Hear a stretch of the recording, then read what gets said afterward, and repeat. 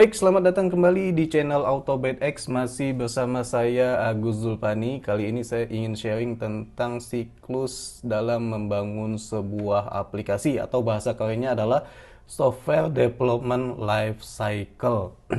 Baik, sebelum kita mulai ke materinya, saya ingin disclaimer dulu bahwa apa yang saya sampaikan di sini adalah berdasarkan pengalaman saya kerja dalam dunia software development selama kurang lebih 10 tahun sebagai software developer dan juga tech lead ya. Jadi, apa yang saya sampaikan di sini mungkin saja berbeda dengan apa yang teman-teman lakukan di perusahaan teman masing-masing dalam melakukan pembangunan aplikasi gitu ya. Atau bagi teman-teman yang sedang belajar software development kayak mahasiswa informatika atau siapapun yang ingin atau sedang belajar software development, mungkin saja apa yang saya sampaikan ini sedikit berbeda atau bahkan berbeda banget sama teori-teori yang ada di buku yang sedang teman-teman baca gitu ya. Nah, baik, kita mulai saja. Di dalam membangun sebuah aplikasi itu ada dua orang yang terlibat ya. Dua kelompok yang terlibat ya. Nah, kok siapa aja itu? Yang pertama ada product team. Nah, biasanya di beberapa perusahaan mereka disebut sebagai stakeholder gitu ya. Intinya, product team ini adalah orang yang bertanggung jawab atau orang yang memiliki aplikasi yang akan dibuat.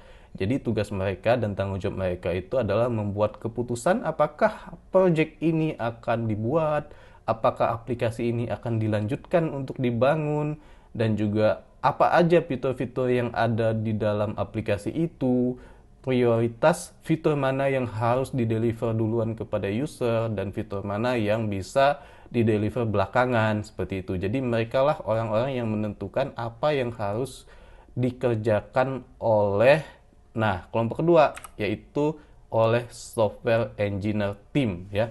Nah, software engineer team ini adalah orang-orang atau kelompok orang yang bertugas membangun aplikasi yang sudah dirancang gitu ya, atau yang sudah dipikirkan oleh si product team ini ya. Nah, software engineer itu bukan hanya programmer aja isinya ya. Programmer itu salah satu role yang ada di dalam software engineer gitu ya. Jadi software engineer itu ada QA yang bisa kita sebut sebagai tester. Nah, ada programmer. Programmer juga zaman sekarang ya, zaman now, programmer itu dibagi lagi, ada back end developer, ada juga front end developer. Ada juga UI UX designer ya. Dan ada juga DevOps engineer, ada mungkin infrastructure engineer, ada database administrator, macam-macam. Semakin gede perusahaan biasanya software engineer itu semakin spesifik pekerjaannya gitu ya. Satu orang hanya mengerjakan satu role tertentu saja gitu. Baik, sekarang kita sudah mengenal nih dua tim atau dua role yang terlibat di dalam membangun sebuah aplikasi. Nah, selanjutnya kita masuk ke dalam fase-fase dalam membangun aplikasi itu sendiri. Saya mengelompokkan fase ini menjadi 4. Nah, yang pertama adalah pre-development. Nah, pre-development ini hampir atau mungkin 100% orang yang terlibat adalah orang produk. Nah, tugas mereka di sini adalah mereka harus memutuskan aplikasi yang mau dibuat sama mereka ini bener mau dibuat nggak, lanjut nggak gitu, bener-bener dibutuhkan nggak sama user nanti begitu udah jadi. Jangan-jangan ini hanya nafsu mereka saja gitu ya, hanya nafsu mereka, oh gue pengen punya aplikasi yang canggih kayak gini-gini, padahal nanti begitu udah jadi nggak dipakai sama user nggak butuh itu. Nah, tugas mereka lah melakukan research, tugas mereka lah mengambil keputusan apakah aplikasi ini benar-benar harus dibuat atau tidak gitu ya. Atau bahkan ada nggak sih aplikasi alternatif pengganti yang sudah jadi yang mungkin hanya butuh dikustomisasi sedikit dan itu sudah memenuhi semua kebutuhan mereka, yang itu bisa menghemat cost dari perusahaan mereka itu sendiri. Nah, jadi ini tanggung jawab dari si tim produk.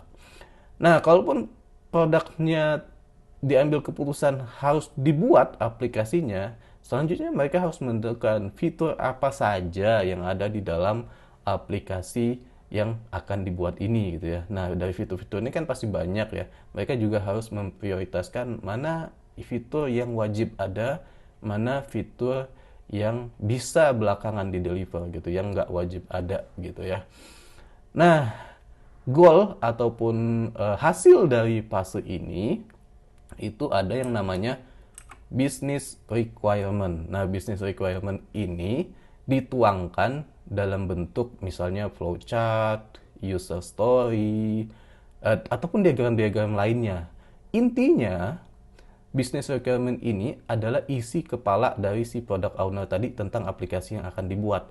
Dan itu harus disampaikan kepada tim engineer dengan sesempurna mungkin, dengan sebaik mungkin gitu ya. Jadi tools apapun yang bisa digunakan silahkan gunakan, asal itu bisa mendeliver apa yang ada di dalam pikiran tim produk kepada tim engineer tanpa adanya miskomunikasi ya gitu. Contoh misalnya di sini yang sering banget, yang paling gampang dan sering banget digunakan itu user story misalnya ya. Nah, di sini misalnya aplikasi ini ada member di dalamnya dan member itu bisa login dengan menggunakan username dan password gitu. Ini simple banget ya. Nah, setelah business requirement-nya dibuat dan sudah dituangkan dalam berbagai bentuk dokumentasi dan lain-lain, selanjutnya kita masuk ke dalam tahap development. Nah, dalam tahap development ini sebenarnya lebih ke pertanyaan how, bagaimana kita membangun aplikasi itu. Tahap development ini nggak serta-merta kita langsung coding ya. Jadi dalam tahap development ini kita nggak langsung coding, ada banyak tahapan yang harus kita lalui sebelum kita melalui fase coding. Nah, yang pertama itu biasanya kalau di tempat kita itu ada yang namanya UI atau UX design gitu ya. Nah, di sini ada engineer-nya, UI UX designer ini. Nah, mereka berdasarkan business requirement tadi, mereka menuangkan atau menerjemahkan business requirement tadi menjadi user interface aplikasi gitu ya. Jadi kalau user interface itu bagi teman-teman yang biasa pakai aplikasi misalnya Instagram, di bawahnya itu kan ada tombol-tombol ya, terus di atas juga ada tombol. Nah, itu adalah hasil kerjaan dari UI dan UX. UI dan UX ini juga bekerja tidak semata-mata dengan nafsu mereka, gue pengen tombolnya ada di sini, gue pengen tombolnya ada di atas kanan misalnya, lebih bagus nih. Enggak, mereka juga ada research dan segala macamnya gitu. Dan mungkin nanti akan saya jelaskan di video-video yang lain ya, untuk detail dari masing-masing tahapan ini ya gitu. Nah, tadi UI UX design menghasilkan mockup atau menghasilkan user interface desainnya. Kemudian setelah itu kita wajib melakukan desain database karena aplikasi itu pasti menggunakan data yang harus disimpan di tempat penyimpanan permanen ya. Nah, database design ini kita mendesain table-table apa saja yang digunakan. Kalau misalnya kita pakai RDBMS ya, terus relasinya tiap tabel itu seperti apa atau biasa kita sebut sebagai RD ya, Entity Relationship Diagram. Atau kalau misalnya kita menggunakan NoSQL, misalnya pakai MongoDB sebagai dokumen oriented gitu ya, itu tergantung dari kebutuhan dari aplikasi yang akan dibuat. Intinya di database design ini diputuskan kita mau pakai RDBMS kah, NoSQL kah, NoSQL-nya nanti dokumen oriented kah, key value kah, dan lain-lain. Intinya di sini akan dibuat atau diputuskan bagaimana data disimpan di database atau di penyimpanan permanen. Nah, di sini biasanya yang terlibat adalah tech lead-nya, terus mungkin juga ada product owner masih terlibat di sini ya. Mungkin tim engineer akan konfirmasi lagi nih tentang business requirement-nya yang dibuat oleh tim product tadi. Jadi mereka akan terus berkolaborasi di sini. Jadi di development ini mungkin 30% tim product masih ikut campur di sini, masih ikut dalam kolaborasi di fase development ini gitu ya. Nah, kemudian setelah database design dibuat, ditentukan kita mau pakai database apa dan segala macam, lanjut ke arsitektur aplikasinya. Nah, di dalam arsitektur aplikasi ini banyak yang terlibat. Biasanya ada software arsiteknya. Software arsitek itu biasanya kalau dalam sebuah perusahaan besar mereka ada tim sendiri ya.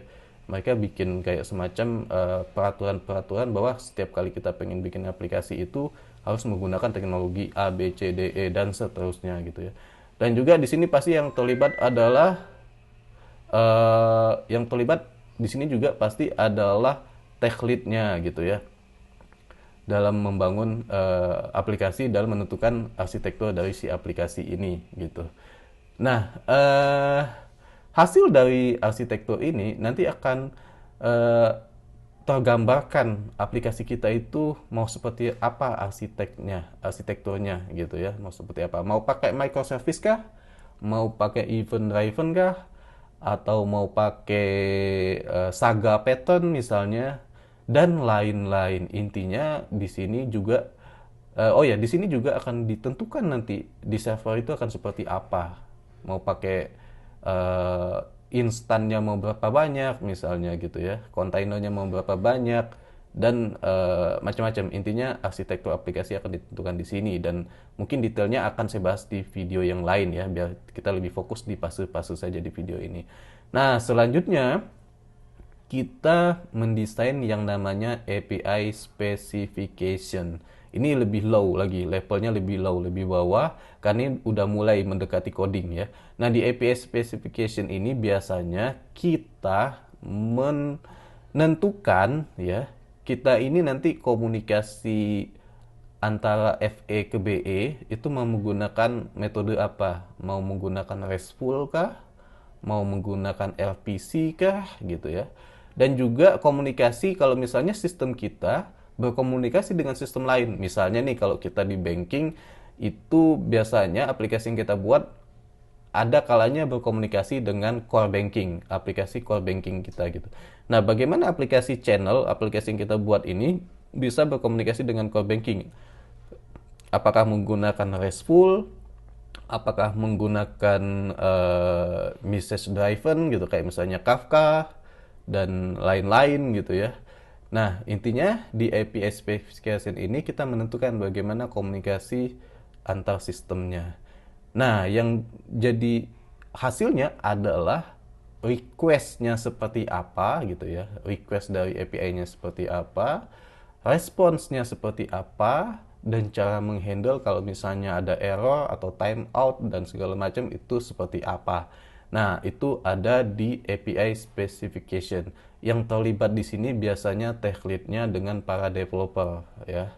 Dan juga kalau misalnya berhubungan dengan sistem lain, ada squad dari tim lain gitu ya untuk menentukan API specification ini. Nah, setelah semuanya dibuat, sudah diputuskan, barulah para developer atau programmer itu mulai menuliskan kode atau mengimplementasikan apa yang sudah dibuat, apa yang sudah didesain oleh product owner, dan juga apa yang sudah didesain oleh para tech lead dan para arsitek di atas tadi ya. Nah, setelah coding selesai, biasanya pastinya ada testing gitu ya. Nah, testing ini QA biasanya kita testingnya masih manual ya, menggunakan ya testing manual lah. Walaupun sebetulnya kita juga harus menuliskan unit testing gitu ya. Tapi nggak semua hal bisa dihandle dengan unit testing atau automate testing ini. Tetap mesti ada testing manual oleh QA. Nah, di fase ini kurang lebih seperti itu. Jadi, apa yang dihasilkan di dalam fase development ini? Yang dihasilkan ada dua sebetulnya. Yang pertama, ada kode yang ditulis oleh programmer tadi, dan yang kedua ada dokumentasi. Nah, itu kita simpan di dalam repository. Kode itu biasanya kita simpan di repository ya. Entah itu teman-teman menggunakan platform semacam GitHub atau GitLab atau yang lain-lain gitu ya. Nah, dokumentasi itu sendiri juga disimpan di repository dokumen, misalnya kayak Google Drive atau Confluence, Atlassian Confluence gitu ya, atau apapun yang dokumennya itu mudah diakses oleh semua tim gitu ya. Nah, jadi dalam fase ini menghasilkan dua hal ini, kode dan dokumentasi. Nah, selanjutnya setelah tahap development, sebetulnya bukan setelah sih ya. Jadi ini bisa paralel antara development dan deployment. Nah, tahap selanjutnya adalah deployment dan konfigurasi infrastruktur. Di sini yang terlibat itu adalah orang-orang DevOps.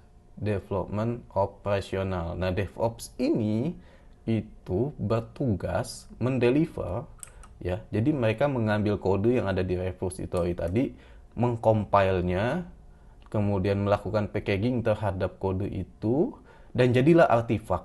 Artifak itu kalau misalnya teman-teman bangun aplikasi dengan menggunakan Java, misalnya jadilah dia jar, jadilah dia war, dan lain-lain gitu ya. Nah, kemudian artifak tadi dideploy lah ke networking kita, ke server kita. Nah, untuk mendeploy itu tentunya DevOps ini mesti bekerja sama nih dengan orang-orang networking, dengan database administration gitu, dengan database administrator gitu ya. Kayak untuk koneksi ke database-nya seperti apa di production-nya itu nanti ya. Nah, DevOps ini juga bertugas mendeliver nggak cuman production aja tapi non production kayak misalnya di staging, development server dan lain-lain gitu ya. Nah, setelah aplikasi kita di deliver ke user, kita akan masuk ke tahap selanjutnya, yaitu tahap operation dan application maintenance ya. Nah, di dalam operation ini sebetulnya tidak banyak yang terlibat. Yang terlibat hanya user saja ya, dia pakai aplikasi kita seperti biasa. Nah, tapi tim development dan tim DevOps itu mereka melakukan yang namanya monitoring gitu ya. Nah, dari hasil monitoring ini biasanya kita akan mendapatkan hasil yang membuat kita untuk melakukan beberapa action. Yang pertama, kalau misalnya aplikasinya ada bugs atau ada defect, itu kita melakukan bug fixing ya. Jadi selama saya bekerja sebagai software developer, saya belum pernah mendeliver aplikasi yang bug free ya. Dan kayaknya impossible sih. Aplikasi yang bug free itu impossible. Pasti akan ada bugs-nya. Karena apa?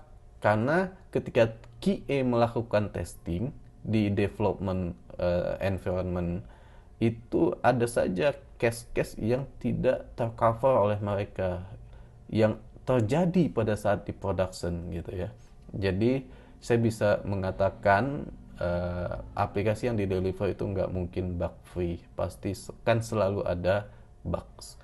Nah, dari hasil monitoring ini kita bisa mengetahui nanti, oh ada bugs nggak aplikasi kita, gitu ya. Yang kemudian, kita juga bisa melakukan improvement terhadap performance di aplikasi tersebut.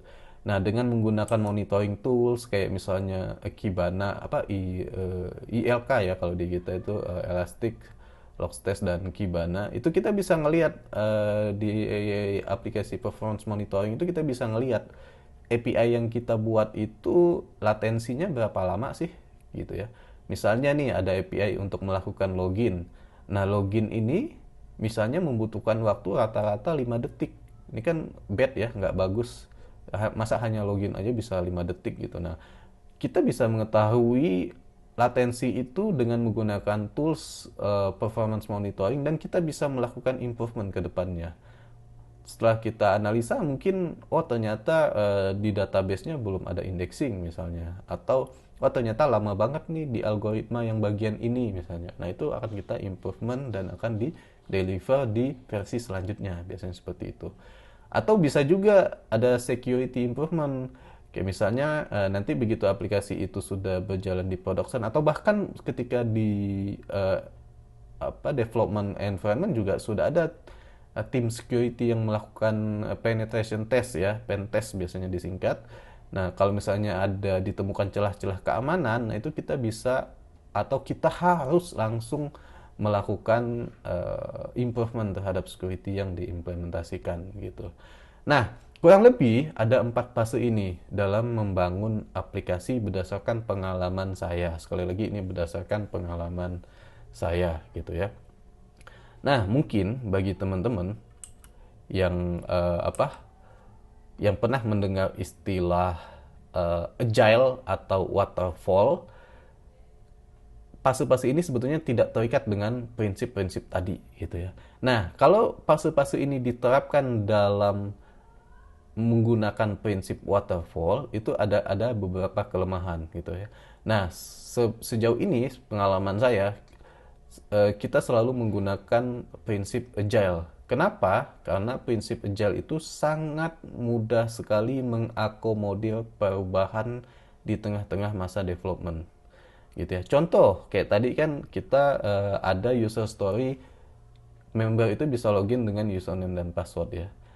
Nah, bisa jadi 2 bulan kemudian si tim produk itu baru kepikiran, member bisa juga nih login menggunakan OTP via SMS gitu ya, kan yang lagi ngetrend kayak gini sekarang, atau misalnya two factor authentication gitu ya. Nah, harus diimprove nih. Nah, kalau kita menggunakan waterfall ya, karena waterfall itu fase-fase ini hanya dilakukan satu kali, misalnya nih pre-development 1 bulan, development 3 bulan, terus kemudian deploymentnya 1 bulan. Nah, totalnya waktu 5 bulan nih untuk melakukan pembangunan aplikasi. Ketika ada perubahan di tengah-tengah itu bisa mengacaukan jadwal yang sudah dibuat oleh project manager. Jadi misalnya di tengah-tengah dengan spesifikasi yang sudah dibuat di awal tadi itu membutuhkan waktu development 3 bulan. Ketika kita atau product owner tadi menambah atau mengubah fitur yang akan dibuat, itu dia bisa mengacaukan manajemen waktu yang sudah dibuat oleh si project manager, yang tadinya 3 bulan mungkin bisa mulai 4 bulan, 5 bulan, dan seterusnya gitu. Nah, itulah kenapa prinsip waterfall itu banyak ditinggalkan ya, karena dia tidak agak sulit untuk mengakomodir perubahan-perubahan di tengah development project gitu ya. Nah, selanjutnya ada prinsip yang bisa mengakomodir itu, yang biasa kita dengar dengan istilah agile ya, prinsip agile. Nah, prinsip agile ini fase-fase yang sudah ada tadi itu diiterasi. Jadi contoh di sini nih, fase pre-development, development, deployment sampai operation itu kita buat dalam satu sprint. Biasanya kita sebut satu sprint. Satu sprint tuh kayak, di setiap perusahaan beda-beda. Misalnya ada 1 minggu, 2 minggu, 3 minggu dan seterusnya. Nah, karena waktunya singkat, ya, goal dari setiap sprint ini pun dibuat sesimpel mungkin. Misal untuk sprint pertama itu kita sudah bisa mendeliver fitur login misalnya gitu ya. Nah, si tim produk juga bisa langsung melihat nih progresnya. Oh, aplikasi gua udah sampai fitur login, udah bisa nih gua login gitu ya. Nah, kemudian kita masuk ke sprint selanjutnya. Di sprint selanjutnya juga sama. Dipecah-pecah lagi nih, apa yang mau kita deliver di sprint ini. Oh, di sprint ini kita misalnya mulai membuat API untuk melakukan pembayaran atau memesan barang misalnya dan lain-lain gitu ya. Nah, sehingga tadi kasus-kasus kayak tadi misalnya setelah 2 bulan si tim produk baru kepikiran bahwa mereka bisa login nggak cuma menggunakan username dan password, itu bisa diakomodir di dalam sprint-sprint semacam ini ya, dilakukan iterasi semacam ini gitu. Nah, mungkin nanti akan saya bahas di video yang lain mengenai prinsip agile atau agile versus waterfall lebih dalam lagi. Jadi ini hanya pengenalan aja seperti itu ya. Nah, sprintnya itu sendiri nggak ada batasannya, bisa teman-teman sampai 100 sprint, 1000 sprint, dan seterusnya selama projectnya itu masih terus berjalan dan fitur-fiturnya itu masih harus terus ditingkatkan. Oke. Ya, jadi seperti itu siklus dalam membangun aplikasi yang sejauh ini sudah saya terapkan gitu ya. Nah, bagi teman-teman yang masih belum paham atau ada pertanyaan, silahkan masukkan di kolom komentar. Kalau mungkin nanti bisa saya jawab, saya akan buatkan videonya kembali. Baik, segitu saja. Terima kasih.